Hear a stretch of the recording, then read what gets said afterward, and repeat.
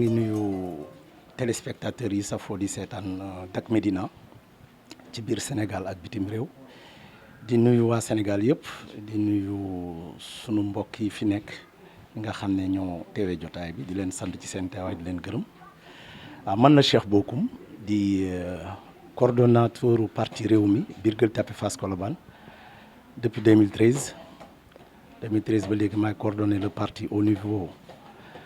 de la commune de Gueule Tapée Fass Colobane yàlla dogal aussi depuis 2014 ma nekk fii ci Gueule Tapée Fass Colobane adjoint au maire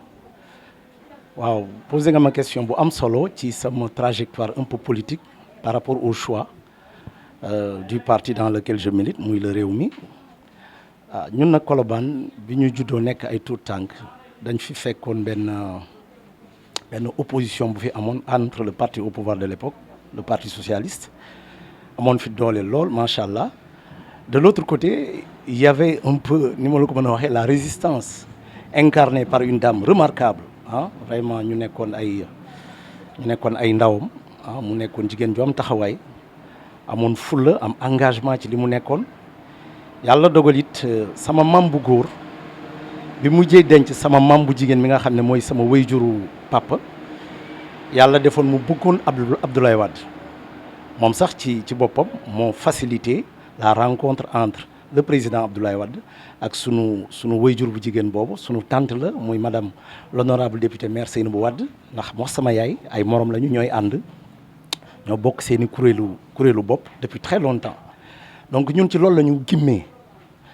dégg naa sax ñuy nettali ne premier meeting bi Abdoulaye Wade taxawal Colobane ci angle bi fii lañ ko defee donc sama maam moo génne à l'époque sunu fauteuil yi ñu fi amoon génne ko pour que le président Abdoulaye Wade ñu mën ko ci installer. bon c'est-à-dire bokk moom ak moom gis-gis foofu xam lu tax xam nga lu nekk ak temps sunu kilifa googu Seynabou Wade ñun dañ koy tiitaroo xam nga lu tax ñu koy tiitaroo ñun duñu yemuñu ci ay wax ñun bi ñuy nekk xale suñuy moroom dem di jàppale parti socialiste ñun on n'a jamais été dans cette dynamique ñun on était fidèle à la position de nos parents c'est-à-dire man sama waajur bu góor sama yaay samay tante samay ndijaay ñëpp ci Seynabou Wade lañ nekkoon man ma ñëwoon ci mouvance boobu topp ci loolu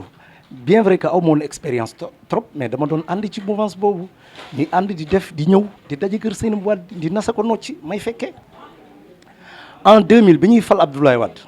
au-delà de la campagne au premier tour j'avais siégé dans un bureau de vote mais au second tour j'étais comment dirais-je j'étais l'adjoint de Seynabou au niveau du centre de vote Sakoura Badiane donc dès les premiers résultats que nous avons obtenus pour wane ne Abdoulaye Wade gagné na fii ci commune bi particulièrement dans le centre de vote Sakoura Badiane mais max tata Seynabou dañu songante ak benn commerçant bu nekk fii ci marché Colobane ñu koy wax Diop donc ñun dañu fekkee il ne s'agit pas de ay nostalgique de Seynabou et cetera mais en 2009 bi ñuy fal Seynabou ñun le parti Rewmi ñun dañu bokkoon ci élection yi ñun dañu àndoon ak sunu benn frère boo xam ne ndeysaan dafa nekk ci benn mouvement muy sunu frère maître Baba Diop ñun moom lañ jiitaloon dans la commune yàlla dogal ñu am 3 conseils municipaux et à l'époque amoon na keneen ku fi PDS indi woon aussi ñu koy wax Modibo Diop moom it mu nekk fi am fi doole mais man période boobu en tant que jeune bëgg am fu ma egg mais mënoon naa dem fekki Modibo Diop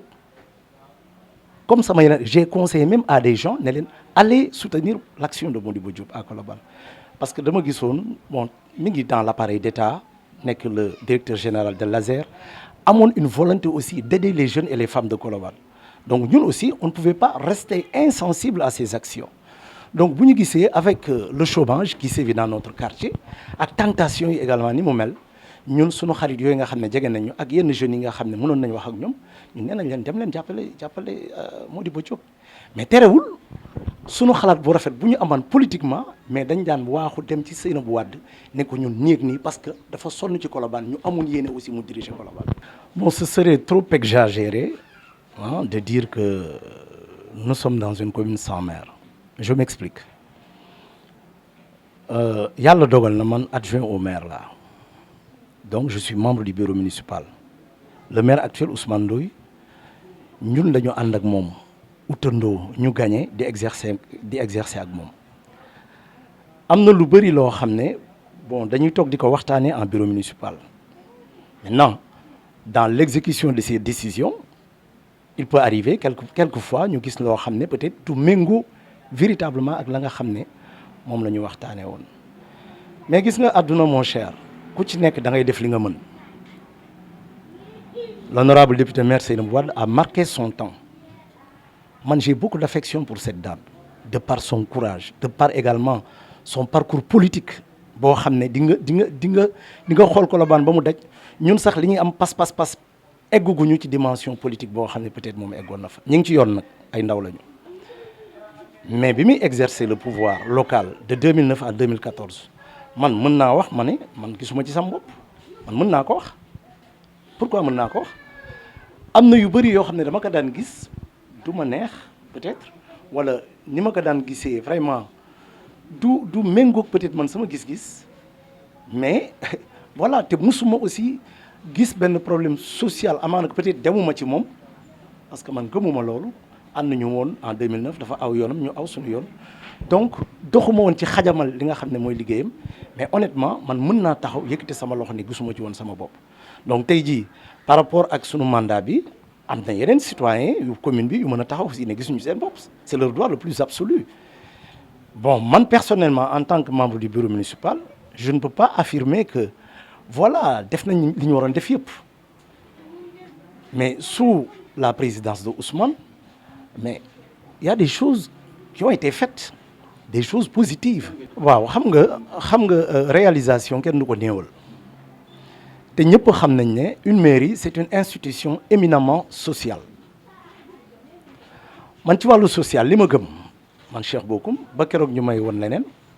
sur le plan social Ousmane Ndoye le maire a fait des choses yoo xam ne man mosuma dégg mu am fii ci Colobane. man ma la jox benn exemple tey jii bëri na ay nit yuy feebar fii Colobane donc pour leurs soins c'est d'un coût vraiment très exagéré mais ñooñu duñu seen loxo du jot seen ginnaaw pour ñu mën a faj seen bopp da nga ci gis ay nit yu may oo man personnellement exposer ma la situation wala ñëw sama kër dalal ma dalal leen plutôt bu ñëwee ñu wax ma la situation man leen ok man damay jël seen dossier médical au niveau de la mairie depuis 2016 ou 17 on a créé le bureau de l'éducation et de l'action sociale benn doomu commune bi aussi dirigé ko honnêtement parce que avant son arrivée avant la création également de ce bureau on avait des problèmes pour vous dire am na doomu Colobane fu mës a feebar jaaxle ñëw ci man dama koy njëkkee sax sama biir kër sama benn doomu cousine sama benn surtout tante ma jël son dossier dugal ko à la mairie mais la mairie était dans l'incapacité d'assister mon neveu là. Qu'est-ce qui en est suivi ñu taabal taqale yóbbu ko Fann mais quelques jours d'hospitalisation sama neveu boobu gaañu génn àdduna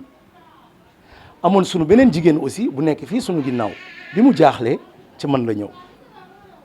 ma jël son dossier médical moom it yóbbu mais le temps la mairie di jéem xool nan la koy jàppale et cetera pour que ndaw si mën a subir son intervention chirurgicale ndaw si génn àdduna ça m'a traumatisé parce que c'est une dame boo xam ne dama ko daan romb ñuy saafante bu nekk sama jigéen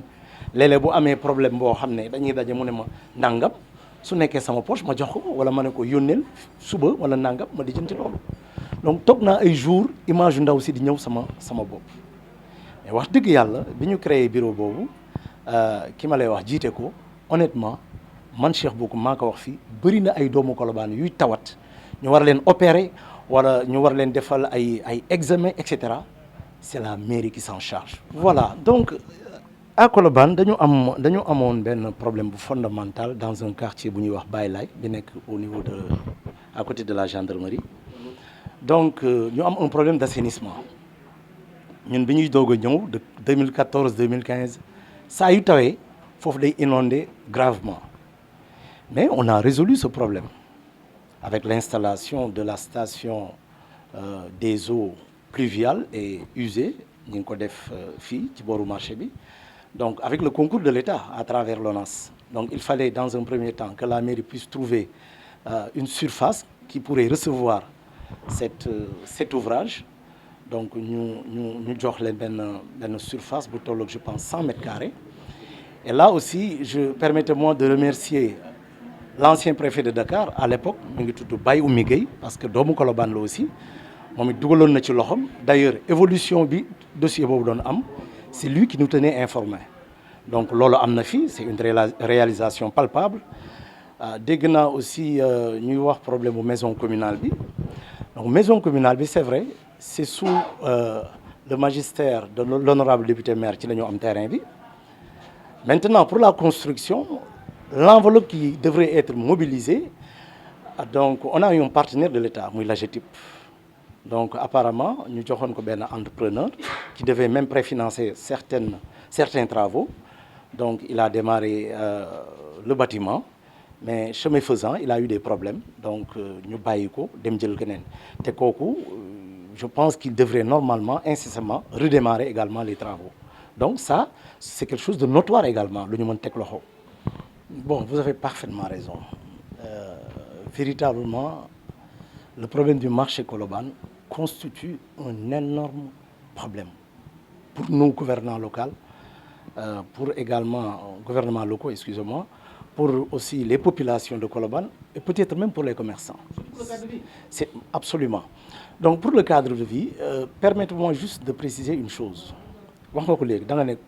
bu ñu waxee Colobane rek on pense au marché. Ça c'est vrai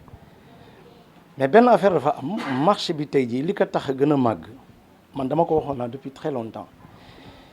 depuis l'érection ou bien le début de l'érection de la grande mosquée Massalikul Jinaan man waxoon naa ne dina am impact ba biir Colobane ba ci marché bi parce que après la grande mosquée de Touba c'est Massalikul Jinaan. C'est la deuxième plus grande mosquée. Absolument donc nécessairement sunu mbokk taalibe yi dinañ bëgg a ñëw exercer seeni commerce dans les alentours da ngay gis sax Colobane da ngay gis kenn ku yor këram c'est des maisons traditionnelles parce que fii dëkkuwaayu Lébu la fii nga ñëw tey mooy peccum xob mooy cosaanu Colobane ñu jóge woon fële ca biir Dakar ñu toxal leen indi leen fii xob ñeneen ñu yóbbu leen fële ñuy wax Fann ok ca Gueule Tapée donc fii këru cosaan la maintenant ce qui se passe mooy sunu mbokk yi dañuy ñëw souvent même di approcher borom kër yi souvent am na ñoo xam ne sax sunu mbokku taalibe yi ñooy ñëw proposer leen pour tabaxal leen seen kër tabaxal leen niñ ko bëggee ba pare def fa ay magasins donc Colobane est devenu un centre d'affaires bu dul woon feneen fu dul Colobane Massalikul Jinaan nekk ca wet ga loolu day am impacté na HLM impacté na Bopp impacté na aussi Cité Port. C'est une très bonne question li tax question bi neex moom mooy. wax naa la léegi ci njëlbeen gi nee na dama nekk ci parti politique man réew mi laa bokk de 2006 à aujourd'hui ça fait 14 ans de militantisme c'est Idrissa Seck mon leader politique et au passage maa ngi koy nuyu di nuyu l'ensemble des responsables militants et sympathisants du parti Rewmi di la wax ne ñun nous ambitionnons véritablement de porter le président Idrissa Seck à la magistrature suprême à la prochaine élection présidentielle de 2024. Cela étant, nous avons des ambitions. Maintenant, à mon avis, je pense que c'est très prématuré de se prononcer par rapport à la question. C'est vrai qu'il y a des candidatures qui se sont déjà... Mais écoutez mon cher, est-ce que véritablement vous pouvez confirmer que l'élection se tiendra à date échue? Je veux dire... Bon, may ma foofu xam nga foofu li ma la bëgg a wax mooy man personnellement ndogal la bu am mënuñu ci dara ci bonus lañ nekk. Je reviens à la charge. Est-ce que am nga ambition parce que logiquement heure bi doon fekk élection yi weesu na donc